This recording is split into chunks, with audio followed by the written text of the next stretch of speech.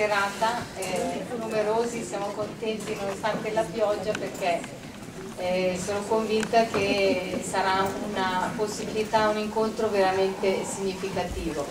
Due parole solo per presentare il professor Bellamy. Nasce a Parigi nel 1985, completa gli studi a Versailles e si dedica alla filosofia. Nel 2005 entra alla Scuola Normale Superiore di Parigi e nel 2008 è promosso al concorso di filosofia. Dopo essere stato membro di 2 gabinetti ministeriali, torna a insegnare nei licei, dapprima nella periferia di Parigi e poi nelle classi di preparazione al concorso della Scuola Normale Superiore. Dal 2008 è vice sindaco indipendente di Versailles, assessore alle politiche giovanili, all'istruzione e alle politiche del lavoro. Nel 2013 ha fondato a Parigi le Soirée de la Philo, di cui poi abbiamo chiesto che ci racconti anche qualcosa, una serie di conferenze di filosofia per il grande pubblico. Cioè, vista l'età, ha già fatto qualcosa. Poi,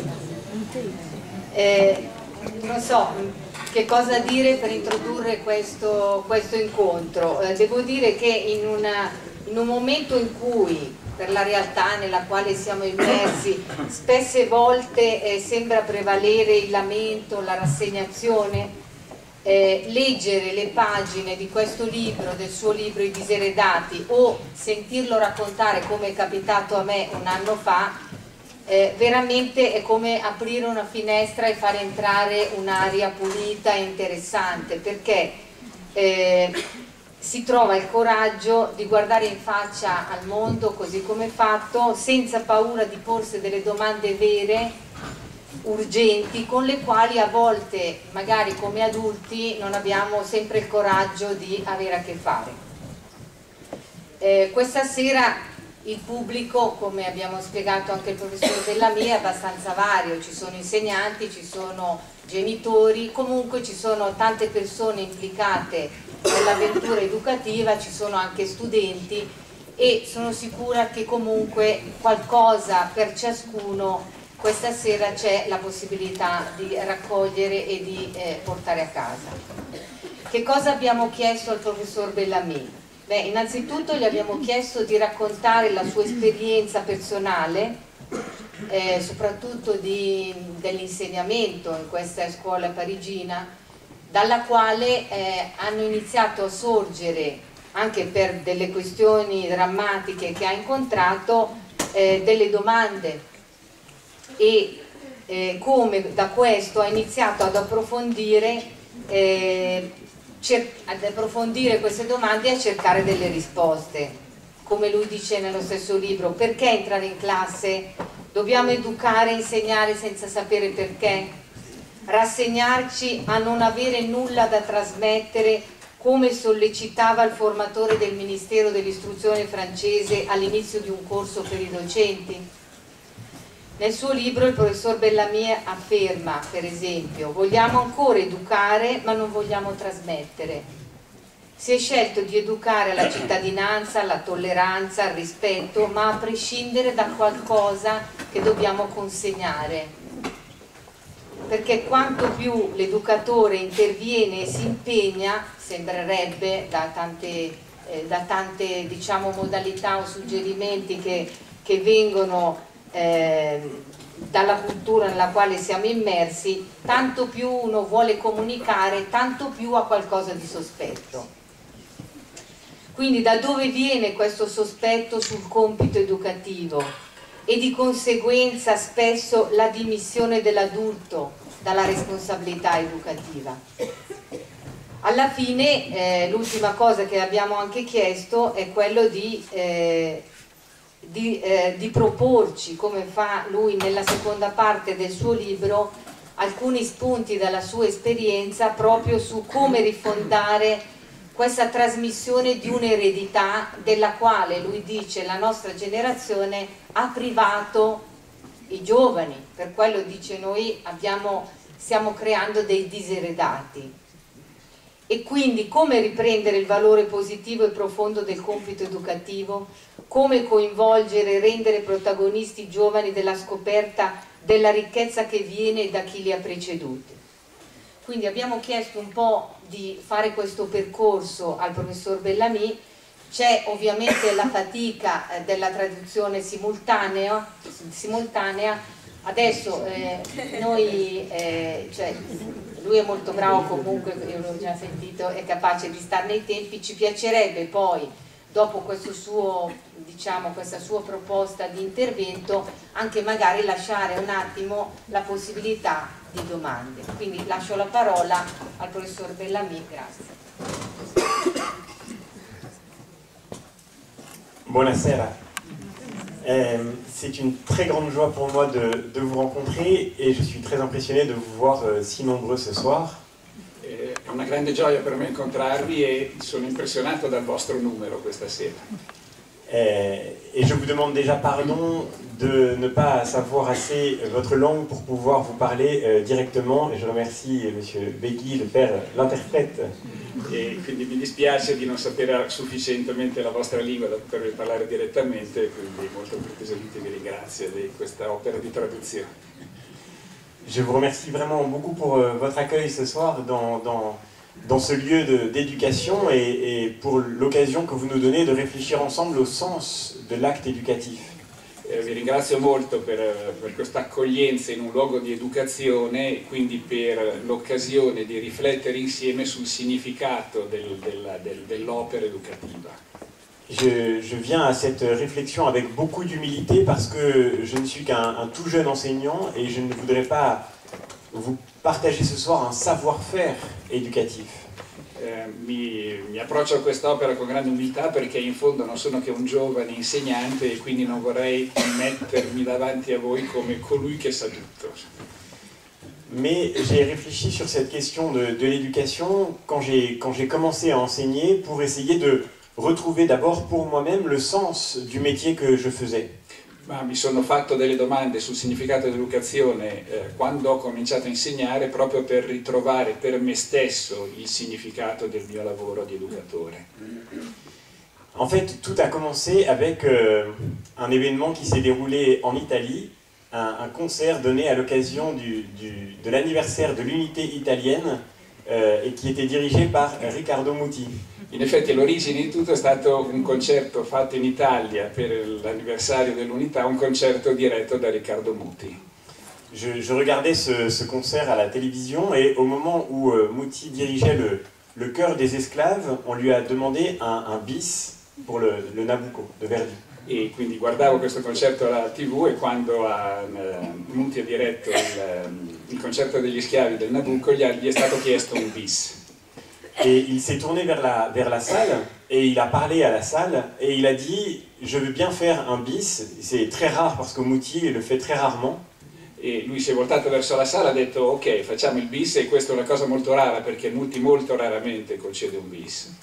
Et il a dit, avant de faire ce bis, je voudrais que nous réfléchissions ensemble à ce que nous avons fait de notre culture. E le ha detto, prima di fare questo bis vorrei riflettere un attimo con voi su quello che abbiamo fatto della nostra cultura. Et de ce que nous avons su transmettre de notre culture aux générations qui nous suivent. E di ciò che abbiamo saputo trasmettere della nostra cultura alle generazioni che ci seguono. Et il a eu quelques mots infiniment émouvants et je regardais à la télévision et j'ai pleuré derrière ma télévision. E ha avuto delle parole estremamente toccanti, tanto che mi sono commosso davanti alla televisione ascoltandolo. Parce que ces paroles rejoignaient ce que je vivais au même moment, c'était ma première année d'enseignement et je me posais la même question. Qu'est-ce que nous avons fait de notre culture? Perché queste parole risuonavano quelle domande che erano vive in me perché era il mio primo anno di insegnamento e quindi mi chiedevo cosa abbiamo fatto della nostra cultura. J'ai commencé à enseigner j'étais dans un lycée, dans un quartier difficile et un quartier déjà très défavorisé. Insegnavo in un liceo che era in un quartiere difficile, già diciamo molto svantaggiato. Et le même soir où Riccardo Muti parlait et je le regardais à la télévision, un jeune a été tué devant mon lycée. E la stessa sera in cui c'era questo concerto di Mutiaro davanti alla televisione, un giovane è stato ucciso proprio davanti al liceo. Il avait 15 ans, il s'appelait Sami, et il a été tué pour une histoire absurde de rivalité entre bandes. Sì, aveva 15 anni, si chiamava Sami ed è stato ucciso per una rivalità assurda, una storia assurda di rivalità tra bande giovanili. Et je me suis dit, peut-être là où nous n'avons pas su transmettre la culture, nous voyons ressurgir au fond le contraire de la culture, c'est-à-dire une forme de barbarie. E quindi mi sono detto, là dove non riusciamo a trasmettere la cultura, vediamo risorgere in fondo il contrario della cultura, c'è una forma di barbarie. Au même moment, je suivais ma formation d'enseignant en France. C'était ma première année d'enseignant et donc la moitié de notre temps était consacré à notre formation. E nello stesso tempo era il primo anno di insegnamento, ma stavo facendo i corsi per gli insegnanti, quindi metà del mio tempo era impegnato in questi corsi di formazione appunto per gli insegnanti. Ce qui est très nécessaire parce que c'est très difficile de devenir un enseignant et surtout de devenir un bon enseignant. Che è necessario perché è molto difficile diventare insegnanti e soprattutto diventare dei buoni insegnanti. Mais ce qui était très étonnant, c'était le cœur de notre formation d'enseignant qui a structuré toute cette année de formation.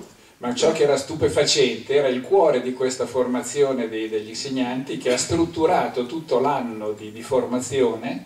C'était une consigne très claire donnée aux enseignants, vous ne devez surtout pas transmettre des connaissances. Ed era una consegna chiarissima agli insegnanti, voi non dovete assolutamente trasmettere delle conoscenze. En fait, on nous expliquait que si nous transmettons des connaissances, c'est que nous nous plaçons dans le rôle de savants et que nos élèves sont des ignorants. E ci veniva detto, se noi trasmettiamo delle conoscenze ci mettiamo nel ruolo dei sapienti e quindi affermiamo che i nostri alunni sono degli ignoranti. Que pour le dire autrement, transmettre un savoir, c'est mépriser ses élèves. Cioè, detto in altri termini, trasmettere un sapere significa disprezzare gli allievi. En fait, ce que le ministère de l'Éducation en France voudrait supprimer, c'est exactement ce que nous vivons maintenant. E in effetti quello che il Ministero dell'Istruzione vorrebbe abolire in Francia è esattamente quello che sta accadendo qui in questo momento. Je vous parle, vous écoutez, j'ai un micro et vous n'en avez pas. Io parlo, mi ascoltate, io un microfono, voi non ce l'avete. Et en plus, on nous a mis sur une estrade et donc nous vous regardons d'en haut. E in più siamo su un palco, quindi vi guardiamo dall'alto in basso. Et donc c'est l'occasion pour moi déjà de vous demander pardon pour toute cette violence symbolique que vous allez subir ce soir. Quindi l'occasione per me di chiedervi subito scusa per tutta questa violenza simbolica che state subendo. Ce matin, en allant à l'aéroport, j'écoutais la radio, une grande radio publique française. Questa mattina andando in aeroporto ascoltavo una delle grandi reti della radio pubblica francese. Et un expert du ministère de l'Éducation disait nous devrions retirer la parole aux enseignants pour la donner aux élèves. E c'era un esperto del Ministero dell'Istruzione che diceva dovremmo ritirare la parola agli insegnanti per dare la parola agli alunni. Et il parlait de la belle parole spontanée que nous allons redonner aux élèves. E parlava della bella parola spontanea che dovremmo ridare agli alunni. Et toute notre formation a été structurée par ce principe fondamental. E tutta la nostra formazione di insegnanti è stata strutturata attorno a questo principio fondamentale. Alors peut-être vous pensez que les Français sont complètement fous. Magari pensate che i francesi sono completamente pazzi. Mais en fait, je crois que nous pensons la même chose, que cette idée nous hante profondément. Però diciamo, pensiamo la stessa cosa, questa idea ci fa vergognare. Qu'elle est dans notre inconscient en quelque sorte. Ok, diciamo, questa idea in qualche modo è penetrata nel nostro inconscio. En fait, cette idée toute simple que j'ai rencontrée dans ma formation, elle consistait à dire que l'autorité est toujours quelque chose qu'on retire à la liberté. E quindi l'idea sottostante a questo modo di concepire è che l'autorità è sempre qualcosa che riduce, condiziona la libertà. Et que plus on donne de l'autorité à l'adulte, à l'enseignant, aux parents, plus on retire de la liberté à l'enfant. E quindi più autorità viene data all'alunno, all'insegnante, con più libertà viene tolta all'allievo, all'alunno. Et cette idée, elle nous est commune, quelle que soit notre position dans les débats éducatifs. E questa idea è piuttosto comune, quale che sia la nostra posizione nei vari dibattiti sull'educazione. Parfois nous dirons il faut plus de liberté et donc moins d'autorité. Talvolta diremo ci vuole più libertà e quindi meno autorità. Et parfois nous pensons qu'il faut plus d'ordre, plus de discipline et donc plus d'autorité et tant pis pour la liberté. E talvolta diciamo invece che ci vuole più ordine, più disciplina, quindi più autorità e tanto peggio per la libertà. En fait, nous voulons continuer d'éduquer parce que nous savons que nos enfants vont vivre dans la société. Infatti in effetti vogliamo continuare a educare perché vogliamo che i nostri allievi vivranno nella società. Et parce qu'ils vont vivre dans la société, nous savons qu'ils ne peuvent pas être absolument libres.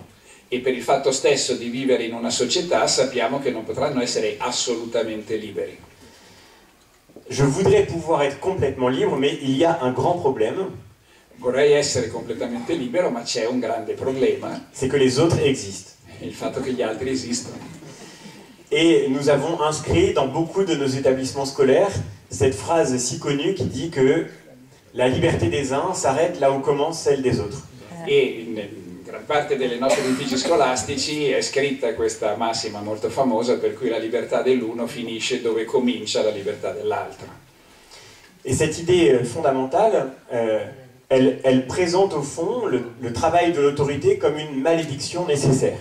E quindi questa idea fondamentale presenta al fondo il compito dell'autorità come una maledizione necessaria. Alors nous continuons d'éduquer, mais au fond, nous nous sentons un peu coupables de priver nos élèves et nos enfants de leur propre liberté. E quindi certo continuiamo a insegnare, ma al fondo sentendoci un po' colpevoli dello stare privando in qualche modo i nostri alunni di una parte almeno della loro libertà. Nous avons le sentiment que nous les avons privés de cette belle parole spontanée. Abbiamo un po' la sensazione che li stiamo privando di questa bella parola spontanea. Et c'est, il me semble, cette idée qui est au cœur de la crise éducative qui traverse mon pays, la France, mais aussi le monde occidental. E questa idea è al cuore della crisi educativa che attraversa il mio paese, la Francia, ma in fondo tutto il mondo occidentale. Au fond, en essayant de remonter aux sources de cette conception, j'ai eu le sentiment qu'elle se résumait dans un seul mot. Cercando di risalire alle fonti di questa concezione, ho trovato che in fondo può essere riassunto in una sola parola. Qui est le mot d'immédiateté. Immédiateté. Che la parola è l'immediatezza. C'est-à-dire que nous avons le sentiment que l'enfant est spontanément libre. In fondo abbiamo l'idea che il bambino sia spontaneamente libero et que l'existence des autres et de l'autorité lui retire cette liberté originaire. E che l'esistenza degli altri e dell'autorità in qualche modo gli riduca questa libertà originaria. Je suis professeur de philosophie et très souvent les élèves nous disent, ou d'autres personnes que l'on rencontre, vous devriez donner à vos élèves l'occasion de penser par eux-mêmes plutôt que de lire des auteurs. Sono insegnante di filosofia e spesso ci sentiamo dire dai nostri alunni o da altre persone dovreste far pensare i vostri alunni piuttosto che leggere loro ciò che gli autori hanno detto. Un peu comme dans ce film Le cercle des poètes disparus. Je ne sais pas si... Come in questo film, diciamo, la traduzione letterale è il cerchio dei poeti...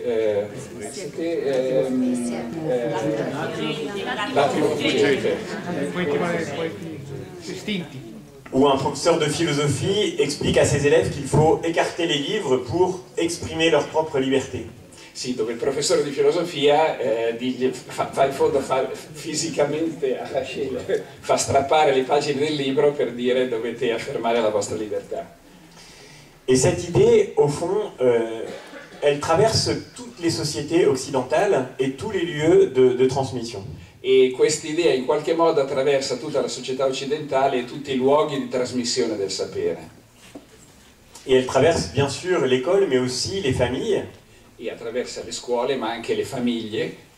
Et aussi, par exemple, prenons l'Église d'un pur point de vue sociologique. E anche prendiamo la Chiesa strettamente dal punto di vista sociologico. Beaucoup de gens se sont dit, ce n'est pas parce que je suis de telle religion que je vais imposer ma religion à mes enfants. Molta gente si è detto non è perché io sono di questa religione che vado in qualche modo a imporre la stessa religione ai miei figli. Il faut transmettre moins pour pouvoir leur laisser l'occasion de faire un choix qui soit libre. Bisogna trasmettere di meno per dare a loro la possibilità di fare una scelta libera. Et je ne crois pas du tout qu'il faille blâmer les adultes qui ont fait cela. Non credo affatto che si debbano biasimare gli adulti che hanno fatto questo. Parfois les parents se plaignent que les enseignants sont devenus très mauvais. Talvolta i genitori si lamentano che gli insegnanti sono diventati molto scarsi. Parfois les enseignants se plaignent que les parents sont devenus très lâches. Allo stesso modo gli insegnanti si lamentano che i genitori sono diventati troppo permissivi. Mais en fait, nous avons tous le même scrupule. Ma al fondo abbiamo tutti lo stesso scrupolo. Et finalement la même générosité, le même désir de liberté pour les enfants qui nous suivent. E al fondo lo stesso in fondo desiderio generoso, il desiderio di libertà per i bambini, per i giovani che ci seguono. Alors quand j'ai terminé mon année de formation, je me suis demandé si j'avais encore une seule bonne raison de continuer à enseigner. E quindi quando ho terminato il mio anno di formazione mi sono chiesto se avessi ancora almeno una buona ragione per continuare a fare l'insegnante. Parce que quand c'est des gens extérieurs qui critiquent votre métier, vous pouvez très bien le comprendre. Perché se sono degli esterni che criticano il vostro lavoro, questo diciamo ci sta tutto, insomma, lo capite bene. Mais quand c'est votre propre ministère qui vous explique que votre savoir est un boulet pour vos élèves, e però quando il vostro ministero che vi spiega che il vostro sapere è un peso per i vostri alunni, et quand votre formation a consisté à décrire la transmission comme une prison pour la liberté des générations qui viennent, e quando la vostra formazione è consistita nel descrivere la vostra trasmissione come una prigione per la libertà per i giovani che vi sono affidati, alors on se demande pourquoi on continue à enseigner. E allora uno si chiede ma perché continuare a insegnare? La réponse qu'on apporte à cette question, ordinairement, c'est sans doute une réponse utilitaire. La risposta che si dà a questa domanda di solito è una risposta utilitaristica. Sans doute, nous serions d'accord pour dire que l'école sert à préparer les élèves à leur métier de demain. Sicuramente sarebbero tutti d'accordo a dire che la scuola serve a preparare gli alunni al loro mestiere di domani. Je ne sais pas si vous seriez d'accord avec ça. Non so se sareste d'accordo. En tous les cas, je crois que c'est un immense mensonge. In ogni caso penso che sia un'immensa menzogna. Parce que l'école n'a aucune utilité pour préparer, ou très peu d'utilité pour préparer les élèves à un métier demain. Perché la scuola non ha nessuna o pochissima utilità nel preparare gli alunni a un mestiere per il domani. Un jour, un député français m'a dit « La réforme de l'éducation, c'est très simple. » Un giorno un deputato francese mi ha detto ma la riforma dell'educazione è una cosa molto semplice. On va prendre tout ce qui est enseigné à l'école et tout ce qui n'est pas utile dans la vie d'une entreprise, on le supprime. Allora si prende tutto quello che viene insegnato a scuola, si va a vedere che cosa non è utile nella vita di un'impresa e lo si toglie da quello che viene insegnato. Il prenait comme exemple le fait qu'il avait dû apprendre à jouer du pipeau quand il était au collège. Ha preso come esempio il fatto che aveva dovuto imparare a suonare uno strumento quando era a scuola. Et c'est vrai que ça semble bien ne servir à rien dans la vie professionnelle. E certo questo sembra non servire a nulla nella vita professionale. Mais si on accepte ce critère, on peut se poser ensemble cette question, pour ceux qui d'entre vous, parmi vous, travaillent. Ma se si accetta questo criterio, allora ci si può porre la seguente domanda per quelli che tra di voi lavorano. De tout ce que vous avez appris pendant les 15 ans de votre scolarité, qu'est-ce qui vous a été un jour directement utile dans votre vie professionnelle? Di tutto quello che avete imparato nei vostri 15 anni di percorso scolastico, che cosa vi è stato direttamente utile nella vostra vita professionale? Généralement, si on se pose cette question, on éprouve assez rapidement une forme de vertige dépressif. E se ci si pone questa domanda si prova rapidamente una sorta di vertigine depressiva. Je vois que vous comprenez très bien le français, en fait. En réalité, beaucoup des choses que nous avons apprises ne nous ont jamais été utiles. In realtà molte delle cose che abbiamo imparato non ci sono mai state direttamente utili. Quand j'étais élève, je me souviens que certaines matières étaient déjà indéfendables, comme la philosophie par exemple. Quando ero un alunno mi ricordo che alcune materie erano palesemente indifendibili, come ad esempio la filosofia. Qui ne contribuent pas beaucoup à l'économie d'un pays. Che non contribuisce all'economia di un paese. Mais avec certaines autres disciplines, les adultes étaient plus à l'aise. Diciamo, come con altre discipline, gli adulti erano più a loro agio. Par exemple, l'anglais, là c'était très facile. Per esempio l'inglese, lì era molto facile diciamo, documentare l'utilità. On vit dans un monde mondialisé, il faut parfaitement parler anglais, sinon on ne peut pas avoir de métier. Siamo in un mondo mondializzato, bisogna assolutamente parlare inglese, se no non si potrà avere un lavoro. Et donc il faut aller à l'école. E quindi bisogna andare a scuola. En fait, c'était un gigantesque mensonge. In effetti era una gigantesca menzogna. Parce qu'il y a beaucoup de métiers qu'on peut faire sans parler anglais. Perché ci sono molti lavori che si possono fare senza parlare inglese. Par exemple, professeur de philosophie. Per esempio il professore di filosofia. Et donc, si nous adoptons ce critère, nous allons vite considérer que nous avons perdu beaucoup de temps à l'école. E quindi se adottiamo questo criterio dobbiamo concludere che abbiamo a scuola perso una quantità enorme di tempo. Et c'est d'autant plus vrai que nous rentrons dans un monde qui est marqué par la réalisation de la promesse de l'immédiateté. Questo è tanto più vero in quanto entriamo in un mondo che è segnato dalla realizzazione della promessa dell'immediatezza. Et ce monde, c'est le monde du numérique, le monde des nouvelles technologies. E questo è il mondo del digitale, il mondo delle nuove tecnologie. Avant, on pouvait peut-être se poser la question, mais maintenant au moins les choses sont claires, puisque tout le savoir est sur Internet, il n'est plus nécessaire de l'apprendre. Diciamo, oggi ci si può porre la domanda, siccome il sapere è tutto su Internet, non c'è più bisogno di impararlo. Je ne sais pas si vous avez des élèves dans la salle, mais... Non so se ci sono alunni tra di voi nel pubblico. J'espère que ça ne les découragera pas de venir en cours. Spero che questo non li scoraggi dal venire ancora a scuola. Mais pourtant, affrontons les choses en face. Maintenant que la connaissance est sur Internet, pourquoi faudrait-il que nos élèves l'apprennent par cœur? Mais appunto, affrontiamo le questioni, prendiamo il toro per le corna. Adesso che tutto è su Internet, perché è utile che gli alunni imparino delle cose a memoria? Pourquoi apprendre des dates en histoire ou des villes en géographie alors que tout est sur Google? Perché imparare delle date in storia o dei nomi delle città in geografia se tutto è lì pronto su Google? Le même député me disait, vous parlez toujours de transmission, mais en fait, vos élèves ont tous ça dans leur poche. Lo stesso deputato che citavo prima dice: parlate sempre di trasmissione, ma ognuno dei vostri alunni ha lo smartphone in tasca. Et avec ceci dans leur poche, vos élèves ont plus de connaissances en philosophie dans leur poche que vous en aurez jamais dans votre esprit. E con questo in tasca i vostri alunni hanno più conoscenza di filosofia nella loro tasca di quanto voi ne avrete mai nel vostro spirito. Et il avait raison. E aveva ragione. Il y a sur Internet, accessible gratuitement, la quasi-totalité du savoir philosophique universel.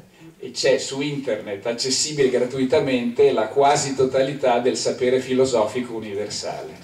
Donc, si vous voulez obliger vos élèves à apprendre par cœur des choses qu'ils peuvent trouver par eux-mêmes gratuitement, quindi se volete costringere degli alunni a imparare a memoria delle cose che possono trovare da soli gratuitamente, si vous voulez les obliger à apprendre par cœur ce qu'ils pourront trouver quand ils en auront besoin, Se volete obbligarli a imparare a memoria ciò che potranno trovare quando ne avranno bisogno, c'est que vous êtes simplement un sadique. vuol dire che voi siete semplicemente dei sadici. C'est au fond, dans le numérique, la réalisation d'une utopie qui se matérialise. In fondo c'è nel digitale la realizzazione di una utopia che si materializza. Et cette utopie de l'immédiateté. È l'utopia dell'immediatezza. Maintenant, les élèves ont accès au savoir sans médiation, sans intermédiaire. Adesso gli alunni hanno accesso al sapere senza mediazione, senza intermediazione. Ils ne dépendent plus d'une médiation, ils ne dépendent plus de l'autorité d'un adulte. Non dipendono più da una mediazione, non dipendono dall'autorità di un adulto. Maintenant, me disait un ancien ministre de l'Éducation nationale dans un débat télévisé, maintenant les élèves sont délivrés de la tâche pénible d'apprendre. Mi diceva in un dibattito televisivo un ex ministro dell'istruzione, adesso gli alunni sono liberati dal compito di apprendere. Maintenant, me disait-il, ils vont pouvoir danser leur vie. Mi diceva adesso potranno danzare la loro vita. Oui, les Français sont un peu fous. Sì, i francesi sono un po' pazzi. Et en fait, cette image était très parlante. Il y a l'idée d'une liberté absolue, d'une légèreté retrouvée grâce à cette nouveauté technologique. E quindi questa immagine era molto espressiva, cioè dava l'idea di una libertà assoluta, di una leggerezza ritrovata grazie alle nuove tecnologie. C'est la raison pour laquelle ces objets technologiques ne sont plus des outils à proprement parler, mais ils deviennent des buts en soi. Questo è il motivo per cui questi oggetti tecnologici non sono più degli strumenti in vista di qualcosa, ma sono degli scopi a loro stessi. En fait, je crois qu'il y a dans cette utopie de l'immédiateté, qu'il y a d'abord un immense oubli. Al fondo penso che in questa utopia dell'immediatezza ci sia al fondo un'enorme dimenticanza. Et cet oubli remonte à très loin dans notre histoire. E questa dimenticanza risale a molto tempo fa nella nostra storia. Dans le petit livre que j'ai écrit sur le sujet, dans Les Déshérités, j'ai tenté de remonter aux sources de cette histoire. Nel libro che ho scritto, I Diseredati, ho cercato di risalire alle sorgenti di questo malinteso. En réalité, c'est l'histoire de la modernité qui s'est construite sur cet oubli. In effetti è la storia della modernità che si è costruita su questa dimenticanza. Cet oubli, c'est celui de la nécessité de la médiation. Questa dimenticanza è quella della necessità della mediazione. En fait, la culture n'est pas quelque chose qui s'ajoute à notre personnalité. In effetti la cultura non è qualcosa che si aggiunge alla nostra personalità. En France, nous avons largement retenu l'expression qui a été construite par un philosophe qui s'appelle Pierre Bourdieu. In Francia diamo un peso a questa affermazione che è stata costruita da un filosofo che si chiama Bourdieu. Et qui parle du capital culturel. E che parla del capitale culturale. Peut-être en Italie aussi, parlez-vous du capital culturel ou du bagage culturel? Forse anche in italiano si parla forse non tanto del capitale culturale ma del bagaglio culturale. Et nous avons l'habitude de parler de la culture comme de quelque chose qu'on possède. E abbiamo l'abitudine di parlare della cultura come di qualcosa che si possiede. Et parfois même pour la défendre, parfois nous défendons l'idée que l'école doit donner aux enfants un bagage culturel nécessaire pour trouver leur place dans l'existence. E non di rado noi stessi diciamo che la scuola deve dare agli alunni un bagaglio culturale per abilitarli ad affrontare l'esistenza. Au point que cette affirmation ressemble presque à une évidence. Tanto che questa affermazione sembra un'evidenza autoesplicativa. En fait, je crois qu'une telle affirmation contribue à condamner la culture, même quand nous prétendons la défendre. Però in realtà io penso che questa affermazione contribuisca a condannare la cultura proprio nel momento in cui magari la utilizziamo per difenderla. Si la culture est un bagage, il est évidemment nécessaire parfois quand on part en voyage d'emmener avec soi un bagage. Se la cultura è un bagaglio, e quando si va in viaggio è evidente che occorre portarsi un bagaglio, mais il est nécessaire en même temps de prendre avec soi le bagage le plus léger possible. ma al tempo stesso è utile e necessario prendere il bagaglio, diciamo, il più piccolo, più ridotto possibile. Parce que le bagage gêne votre liberté de mouvement. Perché il bagaglio intralcia la libertà di movimento. Et vous pouvez vous séparer de votre bagage sans cesser d'être vous-même. E potete separarvi dal vostro bagaglio senza cessare di essere voi stessi. Au point que le but dans la vie est peut-être de devenir un jour assez riche ou assez puissant pour que quelqu'un porte vos valises à votre place. Tanto che un obiettivo della vita potrebbe essere diventare un giorno così sufficientemente ricco e potente da avere qualcuno che porti i vostri bagagli. Donc si la culture est un bagage, nous avons parfaitement raison de transmettre à ceux qui nous suivent le bagage le plus léger possible. Quindi se la cultura è un bagaglio, abbiamo perfettamente ragione a dire allora trasmettiamo a chi ci segue un bagaglio il più leggero possibile. Et si quelqu'un peut porter ce bagage à leur place, alors nous avons raison de le confier à ce quelqu'un. E se qualcuno può portare questo bagaglio al loro posto, abbiamo ragione ad affidare a questo qualcuno il bagaglio. Et ce quelqu'un, c'est Internet. E questo qualcuno è Internet. En fait, parler de la culture comme d'un capital ou d'un bagage, c'est confirmer cet oubli profond que j'évoquais tout à l'heure. E quindi continuare a parlare della cultura come un bagaglio vuol dire continuare a evocare questa continuare a sottolineare questa dimenticanza profonda che evocavo un attimo fa. Cet oubli de la modernité que j'ai trouvé, que j'ai lu chez Descartes ou chez Rousseau, comme chez Bourdieu. Questa dimenticanza della modernità che ho trovato in Cartesio, in Rousseau, in Bourdieu. L'oubli du fait que l'homme n'est pas un être d'immédiateté. È la dimenticanza del fatto che l'uomo non è un essere di immediatezza. Que l'homme est un être de médiation. Che l'uomo è un essere di mediazione.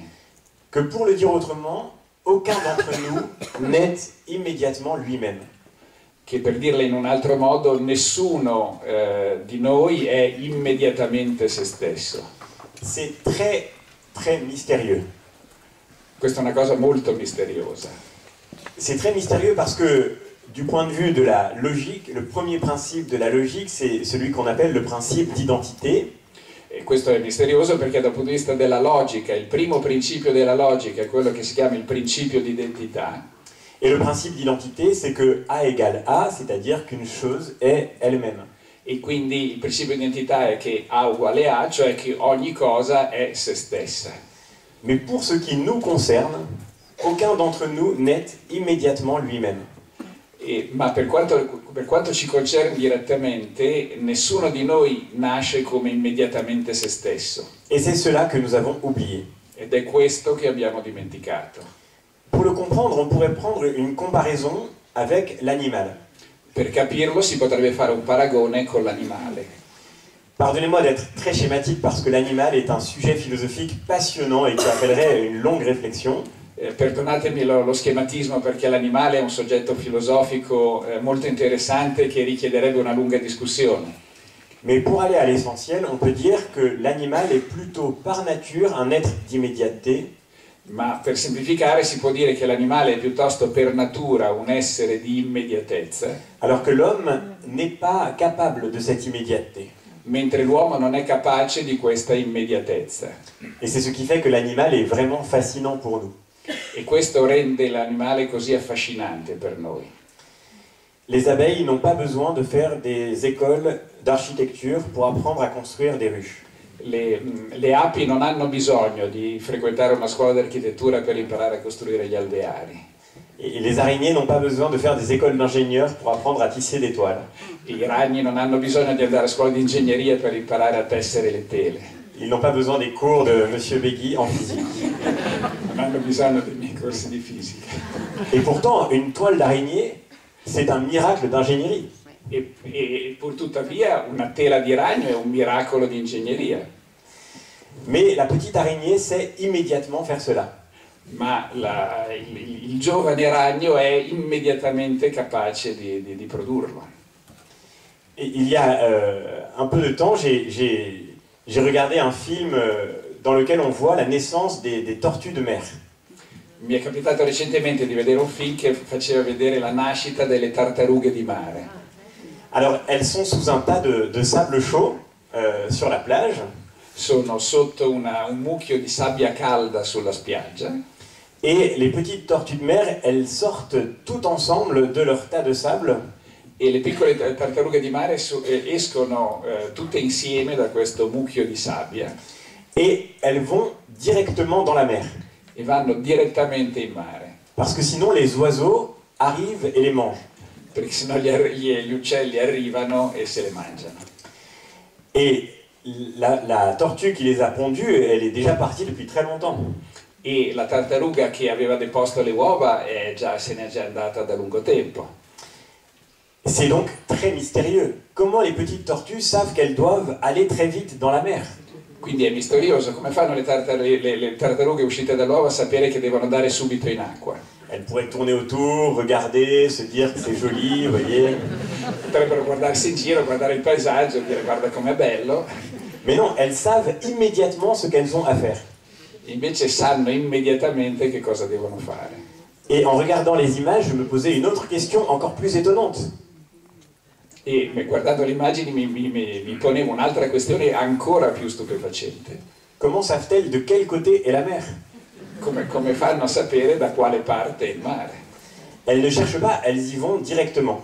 Non stanno a cercare, ci vanno direttamente. Comme les oiseaux migrateurs savent immédiatement, sans avoir suivi un GPS, à quel endroit ils doivent aller. Come gli uccelli migratori sanno immediatamente, anche senza usare il GPS, dove devono andare. À côté de la petite abeille ou de la petite araignée ou de la petite tortue de mer, le petit bébé humain, il apparaît très démuni. Diciamo, accanto, diciamo, a confronto con la giovane ape, il giovane ragno, la tartaruga, il bebè umano appare completamente sprovveduto. J'ai le droit à une dernière histoire d'animal. J'ai regardé un soir dans un hôtel, pendant la nuit, j'ai regardé par hasard un documentaire qui parlait des bouquetins. Je teste le traducteur. Ho visto un documentario che parlava degli stambecchi. Alors, 24 heures après leur naissance, le documentaire raconte qu'ils gambadent dans la montagne comme ils le feront toute leur vie. E il documentario illustrava che 24 ore dopo la loro nascita sanno sgambettare sulla montagna come lo faranno poi per tutta la loro vita. La montagne, hein, compliqué. Et alors, je regarde ça et quelques jours après, je vais dîner chez des amis qui ont un petit bébé. E dopo aver visto questo, pochi giorni dopo sono andato a cena da amici che avevano un figlio neonato. Et c'est souvent le cas quand c'est le premier bébé, la totalité du dîner est consacrée au dernier exploit en date du petit. E come spesso accade quando c'è un bimbo piccolo, la totalità della cena è dedicata all'ultimo exploit del piccolo. Et là, le grand exploit, il a 1 an et demi, le petit bébé, c'est qu'il commence à marcher. E lì il grande exploit era che a 1 anno e mezzo aveva cominciato a camminare. Et il fait 3 pas, et il s'arrête et il repart. E fa 3 passi e si ferma e poi riparte. Et c'est très important. Ed è molto importante. Parce que sinon il titube, mais il ne marche pas vraiment. E se no, appunto, se non riparte tituba ma non cammina veramente. 3 quarts d'heure sur ce sujet. 3 quarti d'ora su questo argomento. Tu te rends compte, c'est tellement impressionnant, il fait ses premiers pas. Ti rendi conto, mi colpisce così tanto, fa i primi passi. Alors moi évidemment je m'enthousiasmais avec mes amis bien sûr. Allora io ho mostrato entusiasmo con i miei amici ovviamente. Mais en moi-même je pensais au petit bouquetin. Tra me e me pensavo al piccolo stambecco. Et je me disais, 1 an et demi 1 anno e mezzo sur du plat, de la moquette. Sulla moquette in piano. C'est complètement ridicule. È completamente ridicolo. Le petit bébé humain que nous avons tous été a commencé par être infiniment démuni. Même marcher, nous avons dû l'apprendre. il piccolo bebè umano che tutti siamo stati ha cominciato essendo completamente sprovveduto, anche camminare in piano è stata una conquista. Immédiatement, nous ne savions absolument rien faire. Immediatamente non sapevamo fare assolutamente nulla. À part pleurer pour dire que quelque chose n'allait pas. A parte piangere per segnalare che c'era qualcosa che non andava bene. Et prendre la nourriture qu'on nous tendait. E prendere il cibo che ci veniva dato. Mais sinon, nous ne savions rien faire. Ma se no non sapevamo fare assolutamente nulla. Et pourtant, n'importe quel petit bébé, le jour même de sa naissance, e purtuttavia ogni neonato lo stesso giorno della sua nascita il est capable de faire des choses extraordinaires. È capace di fare delle cose straordinarie. Il est capable de penser, de parler. È in grado di pensare, di parlare. Il est capable d'imaginer, d'inventer. È capace di immaginare, di inventare. Il est capable d'entrer en relation avec les autres et il est capable d'aimer. È capace di entrare in relazione con gli altri, è capace di amare. Mais pour accomplir toutes ces facultés qui sont en lui, per portare a compimento, per realizzare tutte queste facoltà che sono in lui, il aura d'abord besoin de rencontrer une altérité. Avrà prima bisogno di incontrare un'alterità. Et même de rencontrer une autorité. E anche di incontrare una autorità. Par où viendra jusqu'à lui ce qu'on appelle la culture. Attraverso la quale arriverà fino a lui quello che si chiama la cultura. Qui est comme le travail de toutes les générations qui nous ont précédés. Che è come il lavoro di tutte le generazioni che ci hanno preceduto. Pour nous permettre d'apprivoiser notre propre nature. Per permetterci, come dire, di rifornire la nostra propria natura. Alors comment définir la culture? Allora, come definire la cultura? La culture, ce n'est pas le fait de s'intéresser aux beaux-arts ou de fréquenter les musées. La cultura non è il fatto di interessarsi alle belle arti o frequentare i musei. Au sens philosophique du terme, disons de manière très rapide que c'est tout ce que les hommes ajoutent à la nature. In un senso filosofico molto rapido diciamo che la cultura è tutto ciò che gli uomini aggiungono alla natura. Et l'immense mystère de la condition humaine, c'est que nous avons besoin de la médiation de la culture pour apprivoiser notre propre nature. L'enorme mistero della condizione umana è che abbiamo bisogno della cultura per appropriarci della nostra natura. Prenons un exemple. Par exemple, prenons l'exemple de la langue. Prendiamo l'esempio della lingua. La langue est un produit culturel.